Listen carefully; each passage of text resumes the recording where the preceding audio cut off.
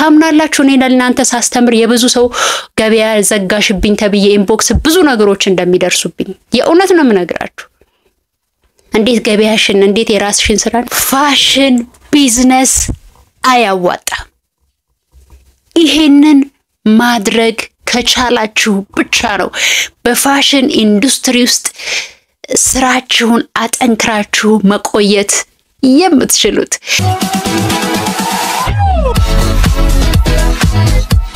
ቤተሰቦቼ ፔሪ ነኝ እንኳን ወደኔ ቻናል በሰላም መጣችሁ ለዚህ ቻናል አዲስ ከሆናችሁ ሰብስክራይብ ይደረግ ይሄ ቤት ስለ ፋሽን ስለ ፓተርን በጠቅላላው ስለ ልብስ አሰራር ፍቅር ካላችሁ የእውነት ትክክለኛ ቤት ነው ስለዚህ ሰብስክራይብ ይደረግ የምትወዱኝ ደግሞ በላይካችሁ አድርጉኝ ዛሬ ውድ ቤተሰቦቼ ላነሳላችሁ የምፈልገው ብዙ ሰዎች ከተቀጠራችሁበትም ስራ ይሁን ከራሳችሁም ስራ ይሁን ትለቁና ወደ ፋሽን ቢዝነስ ኢንዱስትሪ ውስጥ ትገባላችሁ ወደ ቢዝነሱ ቶሎ ነው ለመግባት የምትፈልጉት እኔ ግን አንድ እንደ እህት ምክር ልምከራችሁ ቀጥታ ወደ ስራው ከመግባታችሁ በፊት ጭንቅላታችሁ ሬዲ መሆን አለበት በደንብ ጥናት ማድረግ አለባችሁ ምክንያቱም ገንዘቡ ስላላችሁ ብቻ ካፒታሉ ስላላችሁ ብቻ ጥሩ ሱቅ ስለተከራያችሁ ብቻ ጥሩ ማሽኖች ስላላችሁ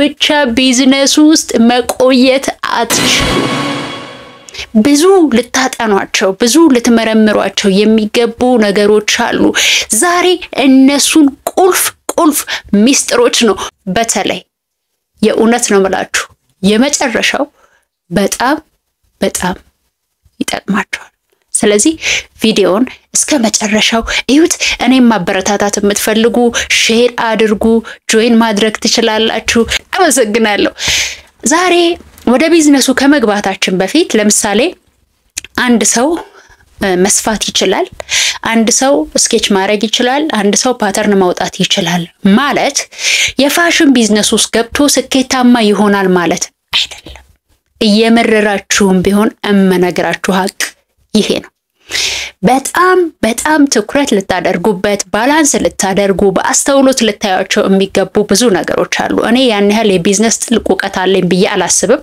በማውቃት ነገር ግን የእውነት እነግራችኋለሁ ስፔሻሊ ወደ ቢዝነስ ዓለም ውስጥ ለመግባት ከማሰባችሁ በፊት በጣም ቢዝነስ አማካሪዎችን አማክሩ ወይ ሶሻል ሚዲያዎችን እዩ በደንብ ብዙ ነገሮችን ዲቴል ለመመርመር ሞክሩ እኔ ግን በጣም ኮንሰርን ልታረጓቸውና ትኩረት ልትሰጧቸው የሚገቡ ነገሮችን ጠቀስ እያደረኩ በፖይንት አስቀምጥላችኋለሁ የመጀመሪያ የፋሽን ቢዝነስ ወይም ፋሽን ከባህል ከካልቸር ጋር በጣም የተገናኘ የተዋደደ ነው ለምሳሌ ደቡብ ውስጥ ቢሆን የናንተ ቢዝነስ ደቡብ ውስጥ ያለው ተጠቃሚ ምን አይነት ልብሶችን ነው ፒክ የሚያደርገው ምን አይነት ልብሶችን ይገዛል ምን አይነት ቀለማት ነው ምርጫው እዛ አካባቢ ያሉት ሰዎች የመግዛት ችሎታቸው የመግዛት ብቃታቸውስ ምን ያህል ነው ካፒታላችሁ ስላላችሁ ብቻ ሁሉ ነገር ስለተሟላላችሁ ብቻ እዛ ሄዳችሁ ያ ካልቸር ያ ማህበረሰብ እዛ አካባቢ ተቀባይነት የሌለውን አልባሳት ብትሰሩ በ6 ወር ሱቃችሁን ተዘጋላችሁ ለምን ከካልቸራቸው ከልማዳቸው ከመግዛት አቅማቸው ጋር ባላንስ ያደረገ ነገር መስራት ግዴታችሁ ነው ስለዚህ ስለ ፋሽን ዲዛይን ቢዝነስ ስታስቡ ከካልቸር ጋር የተዋደዳችሁ መሆናችሁን እርግጠኛ መሆን አለባችሁ ትግራይ ክልል ብትሄዱ ምን አይነት ልብስ ነው የምትሰሩት ሽፎኖች ምናምን አይደለ ትግራይ ክልል በከፍት የሚያዋጣኝ የፋሽን ቢዝነስ ምን አይነት ነው ኦሮሚያ ክልል በከፍት የሚያዋጣኝ የፋሽን ቢዝነስ ምን አይነት ነው ከካልቸር ካፈነገጣችሁ ማህበረሰቡ ከሚፈልገው ነገር ከወጣችሁ እርምጃችሁ ያን ያህል የሄደ አይሆንም ማለት ነው ስለዚህ አንድ ፋሽን ቢዝነስ ውስጥ ስትገቡ መጀመሪያ በደንብ ልታውቁት የሚገባው ነገር ከምትሰሩበት ከአካባቢው ጋር የምትሰሩት ዲዛይን የምትሰሩት አልባሳት የተዋደደ ነው ወይ ባህልን አካባቢውን የመሰለ ነው ወይ የሚለው ነገር በደንብ አጢኑ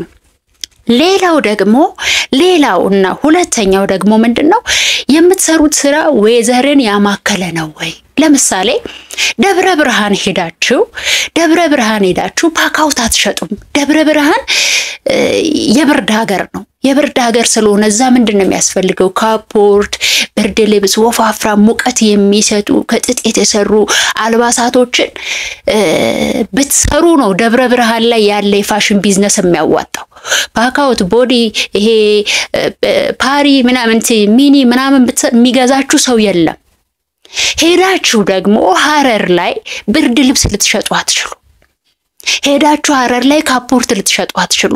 ሐረር ላይ ልትሸጡ የምትችሉት በሽርጥ የተሰራ ዲዛይን ቢኖር በሺቲ የተሰሩ ልብሶችን፣ ሙቀትን የሚቀንሱ የሚከላከሉ ልብሶችን። ገብቷችኋል? አንድ ፋሽን ዲዛይነር ገንዘብ ስላለው ብቻ አይደለም የሆነ ነገር የሚከፍተው። ባህሉን ያማከለ ነው ወይ? ወይዘሩንስ የአየር ንብረቱን ያማከለ ነው ወይ? ሶስተኛ ደግሞ ሃይማኖት የሚባል ነገር አለ። ከነዚህ ከሶስቱ ነገሮች ካፈነገጣችሁ ተቀባይነት ኮምፕሊትሊ አይኖራችሁም። እነዚህ ነገሮች በደንብ ማጤን ያስፈልጋል ማለት ነው። ኦኬ።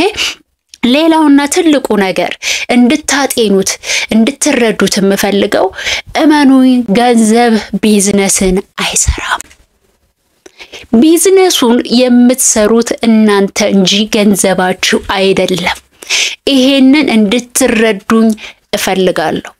ገንዘብ ስላላችሁ ካፒታል ስላላችሁ ብዙ ሰው ብዙ ኢንቨስት ስላደረገ ብዙ ትርፍ የሚያመጣ ይመስለዋል። ብላት የጎደለው ገንዘብ እንዴት ሪተርን እንደሚያመጣ እንዴት ፕሮፊት እንደሚያመጣ ያልገባው ገንዘቡ ብቻውን ካፒታል ሆኖ እቃ ይዞ ይቀመጣል። እመኑኝ። ስትራቴጂያችሁ ምንድነው? ጥናታችሁ ምንድነው? ምን አይነት ሰዎች ላይ ነው ያተኮራችሁት? ታርጌት ኦዲየንሶቻችሁ እነማን ናቸው? ለምሳሌ የእናንተ ልብስ መሸጥ የምትፈልጉት ለማን ነው? ከስተመሮቻችሁ እነማን ናቸው? ሴቶች ናቸው? ወንዶች ናቸው?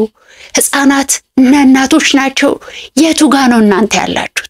ከዛም ባሻገር ለምሳሌ ስፖርቲቭ የሆኑ ቱታዎችን ማምረት የምትፈልጉት? የሴት አልባሳት ላይ ነው ስፔሻላይዝ ማድረግ የምትፈልጉት? የወንዶች አልባሳት ኮቶች የወንዶች ፋሽን ላይ ነው መስራት የምትፈልጉት ወይስ ቦርሳዎች ላይ ነው? ምን ላይ ለይታችሁ ነጥራችሁ ማወቅ ችላችኋል ወይ? ለምሳሌ እኔ ወደፊት ነገሮች ቢሳኩልኝ ጭራሽ የወንዶች አልባሳት መስራት አልፈልግም።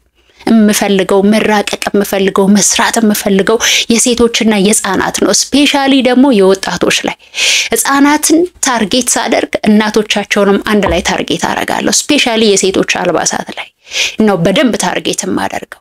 እሱ ላይ በደንብ ታርጌት ኦዲየንሳችሁ ለማን ነው ስራችሁን የምታቀርቡት? ለማን ነው የምትሸጡት? እሱ ነገር ላይ በደንብ ማወቅ ያስፈልጋል። ብር ስላላችሁ ብቻ ዘው ብላችሁ አትግቡ። ሁለተኛ ልምድ መማር ብቻውን ምንም ነው የቢዝነስ ሰው ማያደርጋችሁ። ለምን በማስተርስ አትመረቁም? በዲዛይን ጥበቡ ሌላ ነው። መማር ወረቀቱ ብቻ ስራውን ስለማያሰራችሁ። ስለዚህ ብዙ ሰዎች ስራችሁን ትታችሁ የምትሰሩትን ስራ ትታችሁ ገንዘብ እንዴትም ማርጋችሁ አጠራቅማችሁ ወደ ቢዝነሱ ወደ ፋሽን ቢዝነሱ ትገባላችሁ። ነገር ግን እንድትረዱኝ የምፈልገው ነገር ገንዘቡ ቢዝነሱን አይሰራም። እናንተ ናችሁ ቢዝነሱን የምትሰሩት። ለምሳሌ ከራሴ ኤክስፒሪየንስ ልንገራችሁ። እኔ ፋሽን ቢዝነስ ውስጥ ከመግባቴ በፊት ሸገር ባስ የሚባል ድርጅት ውስጥ በትኬት ቆራጭነት እሰራ ነበር። በትኬት ቆራጭነት እየሰራው ግማሽ ቀን ራሴን ፋሽን ዲዛይን እያስተማርኩ ድጋሚ የትወና ውድድር ደግሞ ማለዳ ኮከቦች የሚባል የትወና ውድድር እወዳደር ነበር። በጣም ክራውድድ በሆነ በተጨናነቀ መንገድ ውስጥ ነው ኢቭን ራሴን ያስተማርኩት። እግዚአብሔር ሲረዳኝ በስራዬም በጣም ጥሩ ተሸላሚ ከተጨበጨበላቸው ሰራተኞች ውስጥ ነበርኩ። እውነት ለማውራት ፋሽንም ስማር በጣም ጥሩ ተማሪ ነበርኩ። ማለዳ ኮከቦችም እግዚአብሔር ሲረዳኝ ከ1500 ተወዳዳሪ አራተኛ በመውጣት ደረጃ ውስጥ በመግባት ተሸላሚ ከነበሩት ውስጥ ነኝ። እረኛዬን 2 መታወቂያ እንዲሁም የተለያዩ ቲያትሮችን ሰርቻለሁ። አሁን ግን ኮምፕሊትሊ ከትወና ዓለም ውስጥ ራሴን በገዛ ፍቃዴ አግልያለሁ ማለት ነው። እንዲሁም መድረኮች ላይ ግጥሞችን ጦቢያ ላይ ግጥም በጣም ጎበዝ ነኝ። አንድ እግዚአብሔር ቢረዳኝ ራሴን መድብል ማሳተም ሁላ ፈልጋለሁ። እነሱን ነገሮች ሁላ እየሰራው ክራውድድ በሆነ ነገር ውስጥ ግን ሁሉ ጊዜ ራሴን በፋሽን ዲዛይኑ አፕዴት ለማድረግ አፕግሬድ ለማድረግ በጣም እለፋ ነበር። በየቀኑ ራሴን አስተምር ነበር በሶሻል ሚዲያ በተለያዩ መንገዶች በኦንላይን። ዛሬ እናንተን ማስተምርበት መንገድ የመጣው በልፋት ነው፣ በመማር አይደለም፣ በልምድ ነው፣ በጥረት በትግል ነው። እናንተን ሳስተምር ስስት የለብኝም። ለእናንተ በማወራበት ለእናንተ በማስተምርበት ጊዜ እኔ የበለጠ እማራለሁ። ታምናላችሁ? እኔ ለእናንተ ሳስተምር የብዙ ሰው ገበያ ዘጋሽብኝ ተብዬ ኢንቦክስ ብዙ ነገሮች እንደሚደርሱብኝ የእውነት ነው የምነግራችሁ። እንዴት ገበያሽን እንዴት የራስሽን ስራ ነው እኔ ለእናንተ ስሰጥ በእጥፍ እንደምባረክ አውቃለሁ። ለምሳሌ ብዙ ሰው የማይገባው እውነት አንድ ሰው ሳይክል መንዳትን እንዲህ ነው የሚረገጠው እንዲህ ነው የሚደረገው እንዲህ ያደረክ ነዳ ስታሽከረክረው ይሄንን ባላንስ አርግ ብሎ ቢናገር አንድ ሳይክል ነድቶ የማያውቅ ሰው ሳይክሉን ይነዳል? አይነዳም። ጀስት እኔ ቲዮሪ ነው መሰጣችሁ። በደንብ ተግባራዊ አድርጎ የተለማመደ ሰው ይጎብሳል። ያልተለማመደ ሰው ደግሞ ልክ ሳይክሉን ይዞ እንደሚወላገድ ይወላገዳል። ሁላችንም ቲዮሪ ነው የምንሰጠው አይደለ? ደን እናንተ ጎበዝ ከሆናችሁ ትጠቀሙብኛላችሁ። ከዛ ውጪ ስስት የለም እኔ ውስጥ አንደርስታንድ ካረጋችሁ። እንዴት ወደዚህ ቢዝነስ ገባው የሚለውን ስቀጥልላችሁ። ከዛ በኋላ ግን ተመርቄ ማለዳ ኮከቦችን ማልፎ እረኛዬ ምናምን ከሰራው በኋላ የኔ ቢዝነስ ጀምር ከጓደኛዬ ጋር ተደራጅቼ አንድ ማሽን በብድር ወስጄ ምናምን ነበርና አንድ ማሽኔን ያስኩኝ 20 ሺህ ብር ከሰው ተበደርኩ። ትንጥዬ ሱቅ በ2500 ብር እዚህ ግባ ማትባል ጉራንጉድ ውስጥ ቦታ አይደለም ስራ የሚሰራው ምላችሁ ወይ ደግሞ ገንዘብ አይደለም ስራ የሚሰራው ምላችሁ። ለዛ ነው ጉራንጉድ ውስጥ ያለች ማትታይ የምሬን ነው ምላችሁ ሰፈር ውስጥ በ2500 ብር ትንጥዬ ሱቅ ሁለት ማሽን የምታስቀምጥ ሱቅ ተከራየው። አልገዛውም፣ ምንም የለኝም። አንድ ማኒኩና አንድ መስቂያ ገዛው። ታምናላችሁ? እቃ ማምጫ ገንዘብ የለኝም። ሰው ኦርደር ለማድረግ እኔ ጋር ሲመጣ ግማሽ በግማሽ ቀብድ እየተቀበልኩ ስራውን እሰራለሁ። ያቺ ፔሪ ነች ዛሬ ይሄው የራሷን ስራ ከጀመረች በኋላ እስቲል አሁንም በኦርደር ነው የምሰራው። ግን ያ 20 ሺህ ብር ዛሬ ስንት ማሽን እንደገዛ አደረገኝ።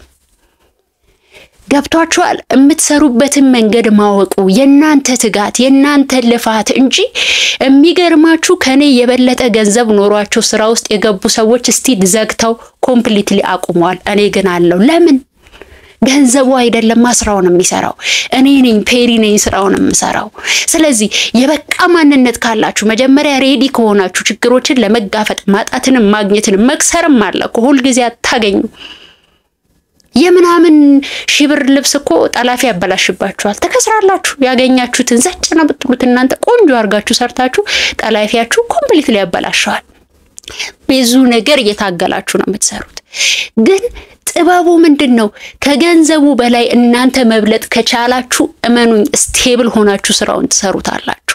ምን እንደምትፈልጉ ወዴት እንደምትሄዱ የተሰጣችሁ አላማ ነው ወይ የሚለውንም ነገር ፐርፐዛችሁ ነው ወይ የሚለውን ነገር ፕሊስ እወቁት። ያዋጣል የሚባል ስራ የለም። ፐርፐዙን አውቆ ለሰራ ሰው ኢቭን ትንሽ የሚባለው ብዙ ሰው የሚንቀው ሊስትሮ እንኳን ያከብራል። ስራው አይደለም ትልቅ። ገብቷችኋል? እናንተ ትልቅ ሐሳብ ሲኖራችሁ ትንሽዬዋን ነገር እንኳን ሀብት ማድረግ ትችላላችሁ።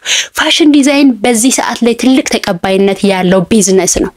ነገር ግን እነዚህ ነገሮች በአንክሮ መፈጸም ካልቻላችሁ ፋሽን ቢዝነስ አያዋጣም። ተረዳችሁኝ?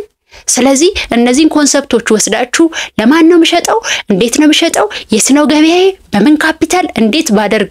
የተለያዩ ታክቲኮችን ተጠቅማችሁ ነው ወደ ገበያ መግባት ያለባችሁ።